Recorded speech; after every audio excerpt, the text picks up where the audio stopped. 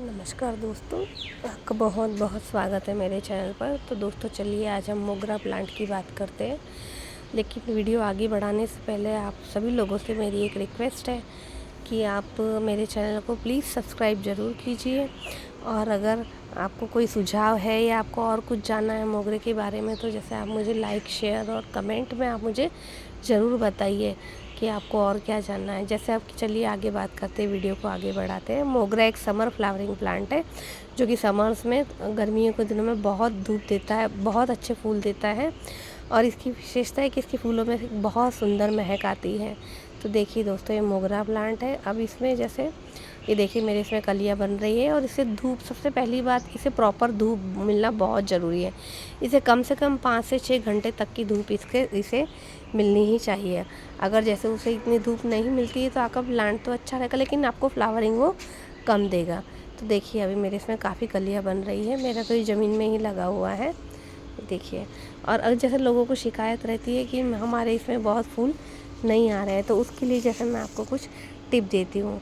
तो अभी जिसमें जैसे आपकी कोई ऐसा है कि जिसमें आपके फ्लावर्स बन चुके हैं, जैसे देखिए अगर मेरा है और इसमें फ्लावरिंग हो चुकी है अभी इसमें, तो मैं जैसे इसे इतना, यहाँ से इतना मैं इसे कट कर दूँगी। इसे आप इसे पिंचिंग कर दीजिए, इसकी ऐसे यूँ सॉफ्ट प्रूनिंग कहते हैं इसे। आप इसे पिंचिंग कर दीजिए तो अभी जहाँ से आपने इसे तोड़ा है वहाँ इसमें 2 ब्रांचेस और उगेगी और फिर से उन दोनों ब्रांचेस पे भी जैसे फ्लावर आएंगे।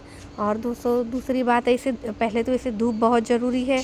फिर आप इसकी पिंचिंग कर दीजिए। पिंचिंग करोगे तो 2 साइड से ऐसे फिर वापस से आपके निकलेंगे और बर्ड्स बनना आपके स्टार्ट हो जाएंगे। और दूसरा, इसमें जैसे आपको लगे कि इसकी कोई पत्तियाँ ख़राब हो रही हो या पत्तियों में कुछ हल्का सा जैसे आपको दाग जैसा दिखे ऐसा, तो अगर वो पत्तियाँ कम हैं, ये देखिए यहाँ पे भी मेरा मोगरा उग रहा है।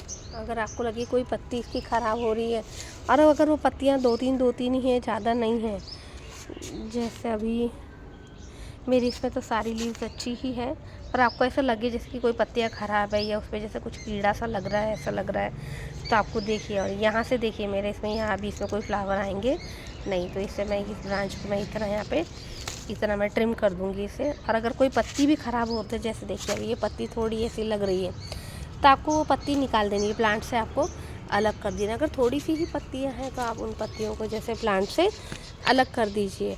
और अगर आपका ज़्यादा ख़राब हो रहा है तो आप जैसे नीम ऑयल का स्प्रे कर दीजिए। नीम ऑयल जो है वो, तो जो जैसे नीम ऑयल जो आप जो बीज की दुकान होती है जहाँ से आप जैसे प्लांट्स के जो सामान खरीदते हो, खाद वगैरह, वहीं पे आपको नीम ऑयल भी मिल जाएगा। प्लांट में डालने का नीम ऑयल थोड़ा अलग होता है। उस नीम ऑयल को आप जैसे 1 चम्मच नीम ऑयल यानी कि, और आपको 1 लीटर पानी के अंदर घोल लेना है और 2-3 ड्रॉप आपको कोई उसमें, जैसे आपका ऑर्गेनिक शैम्पू होता है, एलोवेरा या कोई हर्बल शैम्पू होता है, उसकी आप जैसे 2-3 बूंदें आपको डाल देनी है ऐसे ही। तो उससे आपके जो प्लांट में अगर कोई रोग लग रहा है तो वो रोग भी आपका दूर हो जाएगा।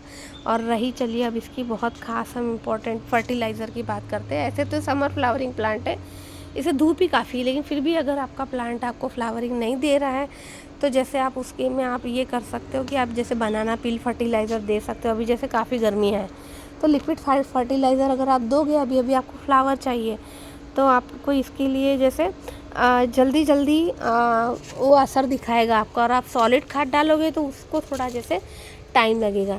तो आप लिक्विड जैसे बनाना पील फर्टिलाइज़र दे सकते हो। बनाना पील फर्टिलाइज़र यानी केलों के छिलकों को, जैसे 3-4-5 जो केले हैं आपके पास, उनके छिलकों को आप जैसे पानी में भिगा कर रखिए और पानी में भिगा कर उसे जैसे 3-4 दिनों तक पानी में रहने दीजिए। और उस पानी को अच्छे से हिलाकर फिर उसे अच्छे से मैश करके उन बनानास को, और फिर उसे आप जैसे छान दीजिए ऐसे। और छान कर उस पानी में आप 5 गुना दूसरा और अच्छा पानी मिलाइए, जैसे सादा पानी मिलाइए।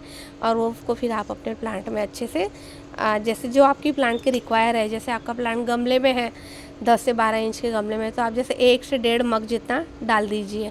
और अगर क्यारी में है तो इससे थोड़ा आप डबल कर दीजिए उस पानी को, ऐसे इस तरह डालिए। और उसके बाद में नेक्स्ट वीक आपको फिर जैसे सॉलिड खाद डालनी है तो इसमें आप कंपोस्ट डाल सकते हो। कंपोस्ट के साथ में थोड़ी सी नीम खली होती है, थोड़ी सी नीम खली ले लीजिए और बिल्कुल थोड़ी सी राख ले लीजिए। अगर आपके पास राख हो तो भी आपका काम चल जाएगा। तो बिल्कुल 2-3 चम्मच जितनी आपको उसमें राख डालनी है। तो राख फॉस्फेट का काम करती है, तो वो आप थोड़ी नीम खली जैसे 2 मुट्ठी जितनी आप कंपोस्ट ले लीजिए और उसमें थोड़ी सी नीम खली ले लीजिए, जैसे 4-5 चम्मच, छोटी चम्मच जो हमारी होती है वो 4-5 चम्मच आप नीम खली ले लीजिए और 1-2 चम्मच राख ले लीजिए। अगर आपके पास राख नहीं भी है तो आप उसमें थोड़ी सी 1 चम्मच जितनी आप उसमें हल्दी ले लीजिए और आप चाय की थोड़ी सी पत्ती भी ले सकते हो उसमें 1 चम्मच जितनी। और वो सारा मिश्रण आप लेके और गमले को अच्छे से 2 से 2.5 इंच तक आप गुड़ाई कर लीजिए।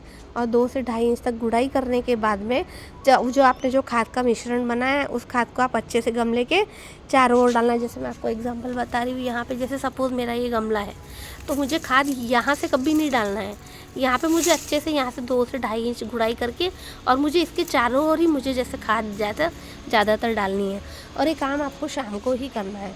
तो जैसे एक वीक में आपको भी बनाना पिल फर्टिलाइज़र या आपके सब्जियों के छिलके, उसमें आप थोड़ी सी चाय पत्ती उसी पानी में डाल दीजिए और थोड़ी सी बिल्कुल थोड़ा सा कॉफ़ी पाउडर डाल दीजिए। तो जैसे एक वीक छोड़ के एक वीक आप अपने प्लांट को ये लिक्विड खाद आप डालते रहिए तो आपका प्लांट आपको पूरे समर में बहुत अच्छी फ्लावरिंग करेगा।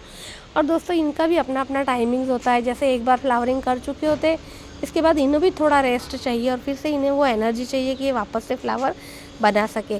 तो एक नेचुरल प्रोसेस है, बीच बीच में प्लांट के ऊपर फ्लावर नहीं आना, इसके लिए आप बहुत परेशान मत होइए। हाँ, लेकिन अगर आपके फिर भी आपके प्लांट में फ्लावर नहीं आ रहे हैं तो आप इस तरह की जैसे कर देख सकते हैं। और जो भी प्लांट में जैसे जैसे सूखी ब्रांचेस है तो अपने प्लांट की आप कटिंग ज़रूर करते रहा कीजिए। दोस्तों लोग हैं ना, कटिंग करने से जनरली अपने प्लांट को बहुत घबराते हैं। जितना आप प्लांट कट करोगे उतनी ही ज़्यादा उसमें ब्रांचेस आएगी और जितनी ज़्यादा ब्रांचेस आएगी उतनी ही ज़्यादा उसमें फूल आएंगे। और हाँ, एक बहुत ज़रूरी दोस्तों बात है जो आप जब भी ये काम करें, जो खाद देने का आप काम करते हो तो आप प्लीज़ शाम को ही दीजिए। जैसे शाम को आप 5-6 बजे के आसपास या उससे और भी थोड़ा लेट आप कर सकते हो। सुबह के वक्त दिन में धूप के समय में आप बिल्कुल भी खाद या कुछ भी पौधे को मत दीजिए। और एक ये समर फ्लावरिंग प्लांट है तो इसमें बहुत ज़्यादा लोगों को ऐसा लगता है जनरली कि जैसे अभी बस प्लांट उगा है इसका मतलब उसको पानी देते रहना है, पर मोस्टली ऐसा नहीं होता है।